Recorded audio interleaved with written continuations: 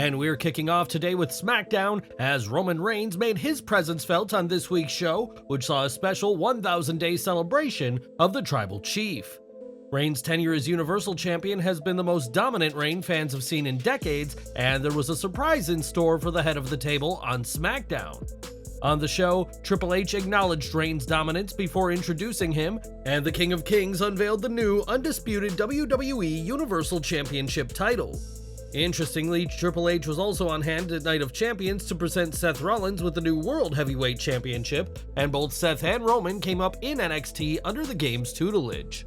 On Twitter, fans reacted to the new championship and were less than impressed, with one stating that the title is still ugly as hell, but was pleased that it was still a gold plate. One fan even said that the much-panned Divas title looked better than the new WWE Universal Championship, although some did claim that the WWE Universe were overreacting.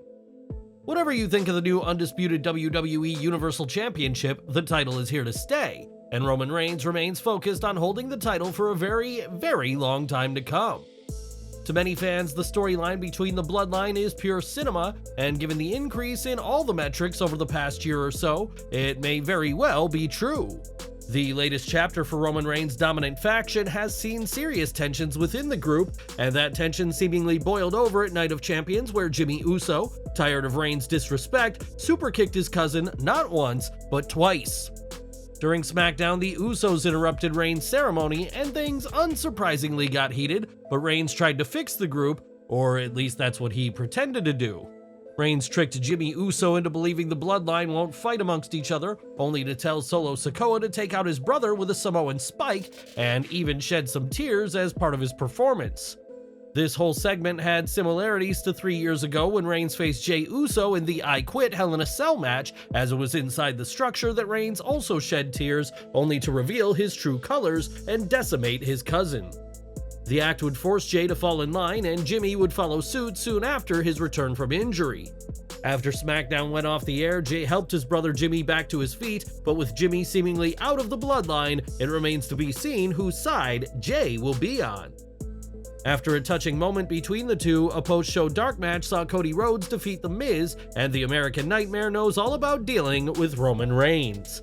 Right now, the reported plan is for a tag match at Money in the Bank, pitting Reigns and Sikoa against the Usos, and fans can expect plenty of twists and turns in the weeks to come. At Night of Champions, Seth Rollins became the new World Heavyweight Champion, and long before he captured the gold in Jeddah, the Architect vowed to be a fighting champion. Rollins hasn't exactly been subtle when taking shots at Roman Reigns and his infrequent defenses as undisputed WWE Universal Champion, and will be in action on next week's Raw. On Twitter, Rollins asked his followers if they can remember the last time a men's heavyweight title was defended on Raw, in a clear dig at Reigns, and there will be a title match within days. Michael Cole announced during SmackDown that Seth Rollins will defend his World Heavyweight Championship against Damian Priest on Raw in Seth's first televised title defense. It's almost a certainty that Rollins will be retaining his newly won championship on next week's Raw, as it would be incredibly foolish for WWE to take the title off of him so soon. Interestingly, sources who reached out said that the original plan was for Karrion Kross to be the very first televised opponent for Rollins, and that he was handpicked by Triple H. In the end, Vince McMahon blocked the idea, and the source noted that the decision for Priest to face Rollins was a collective choice by McMahon and the game.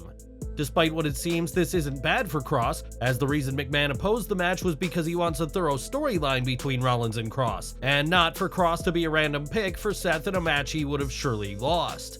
Nevertheless, the match with Priest will likely be an excellent showcase for both men, and what do you think of Damian Priest being the first person to step up to the new World Heavyweight Champion? Later this month, CM Punk will make his return to AEW programming, despite everything that's transpired over the past few months. When Punk said what he said and did what he did after All Out, the vast majority of the roster was dead set against his return, but things have cooled down considerably since then. As Sean Ross Sapp of Fightful reports, some AEW wrestlers threatened to quit the company if Punk was ever brought back, but there won't be a mass exodus, as Sapp explains. Immediately after All Out, there were numerous wrestlers that said they would have left the company if Punk was back. Many of those were tied to his words at the scrum as opposed to the brawl itself, of which we've heard that Punk would apologize for the former. Since it became abundantly clear that Punk was coming back, we haven't heard that there are any walkouts planned, things have absolutely cooled off. It was also reported that AEW has taken measures to make sure as much talent that do have issues with Punk or other talent are to be kept separate as part of the upcoming roster split. Sapp added that Ace Steel has been a controversial figure within AEW, as while he was definitely in the wrong at All Out, his expertise is invaluable for the company. He writes, "While most that we spoke to felt like this situation would not have blown up as much if Ace Steel wasn't involved, there were numerous sources who said that Steel's skill set was underestimated by many they've seen online. Steel was seen as a valuable member of the AEW team prior to Brawl Out, as a creative mind and a coach." The report added that there have been heavy pitches for Chris Jericho to work with CM Punk, but there's been no update in some time, and as we know, there have been plans for Punk versus Samoa Joe. It's now reported that Punk is taking a liking to working with Switchblade Jay White, and that he could be an early opponent or program with CM Punk, along with Bullet Club Gold. With CM Punk, you can never know for sure what's going to happen, and what do you think of his impending return and this latest report? Sound off in the comments below. CM Punk will soon return to AEW, but he will also soon be returning for Season 2 of Heels, and has been getting ready for the role. On Instagram, Stephen Amell shared a photo with the former AEW World Champion, stating that one shouldn't skip leg day, as the Chicago-made wrestler is going to have one very busy summer. More from SmackDown now, and while Asuka dethroned Bianca Belair for the Raw Women's title at Night of Champions, the feud is clearly not over yet. That much was made clear during the Grayson Waller effect, and it seems clear that a title match is coming, presumably for Money in the Bank. Io Sky, Bayley, Shotzi, Lacey Evans, and Zelina Vega all interrupted the Empress of Tomorrow's promo segment with Waller before Belair attacked, in a brawl that was eventually broken up. This showing of the SmackDown Women's Division was the latest step in the right direction that we've seen over the past couple of weeks, as the talent are being given opportunities to let their personalities shine, however brief. If a title match takes place in London at Money in the Bank, it'll be telling to see who wins the gold, but with the Women's Money in the Bank ladder match scheduled for that night, neither Asuka nor Belair may be leaving the UK with gold. Speaking of Money in the Bank, SmackDown saw LA Knight add his name to the men's ladder match, albeit with a tainted win over Montez Ford. From the get-go, the match was strange, with the crowd booing Ford's offense and cheering Knight, leading further credence that Knight is going to be pushed as a megastar soon enough. On commentary, Wade Barrett put over Knight's frustration of late over being left off of cards and out of big matches, and this week's win was arguably the biggest he's had since arriving on the main roster. The finish was screwy, reminding fans that Knight is in fact a heel, while also protecting Ford, and with Knight being considered a favorite to win the coveted briefcase, this win may be the first of many we see from him. Last weekend was AEW's annual Double or Nothing event, and the main event's Anarchy in the Arena match certainly lived up to the name. In one particularly shocking spot during the match, Matt Jackson delivered an exploding super kick to the head of Jon Moxley in a moment that nobody could have predicted. According to Dave Meltzer on the Wrestling Observer newsletter, Matt Jackson had thought of the exploding super kick spot about a month ago and wanted to do something that had never been done before. The spot required Jackson to get a Nevada State Fire Performer's license, a mandatory piece of documentation for any performers who use pyrotechnics as part of their presentation. Matt Jackson also got hurt pretty badly during the Anarchy in the Arena match at Double or Nothing thanks to some thumbtacks, and even showed off his bloody wounds afterwards. While some fans loved the exploding super kick spot, others felt it was just too fake for a gruesome blood feud like this one. And what did you think to this shocking kick at Double or Nothing? When Carlito returned during the 2021 Men's Royal Rumble, fans were eager to see him back, but despite an appearance on Raw, he wouldn't be kept around by the company. During WWE's recent Backlash Premium Live event in Puerto Rico, Carlito once again made his presence felt, and momentum is continuing to build towards his return to WWE. According to PW Insider, Carlito was spotted in Orlando on Thursday, leading to speculation about the purpose of his visit, and PW Insider has made it clear that he was in Orlando for WWE reasons. WWE officials were delighted with Carlito's Backlash return, with backstage staffers recognizing his significant personal growth since his last notable stint in 2010. And Carlito said after Backlash that he's interested in working further with WWE. Over the years, there have been multiple proposals to bring Carlito back for short-term or even full-time engagements, and although initial reports suggested that Carlito's appearance at Backlash was a one-off, it appears that this could be changing. Nearly 19 years after his WWE debut, Carlito remains popular with fans and in phenomenal shape. And don't be surprised if there's an apple or two bitten and spat in the face of those who aren't cool very soon.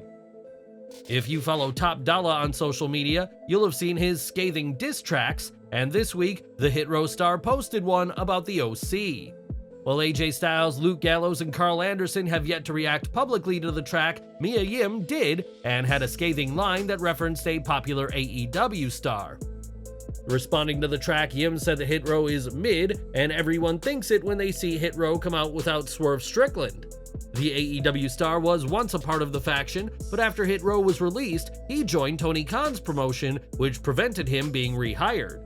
Firing back, Top Dollar had a shot at both Yim and Strickland, saying that he stole the tweet just like Strickland steals his ideas. B-Fab even said that Strickland uses Mia's husband Keith Lee to matter in AEW, just like he used Hit Row, and it's clear that things are not fine between the group and their former member. More from SmackDown as a bizarre promo aired during this week's show, which was building to the anticipated debut of Isla Dawn and Alba Fire.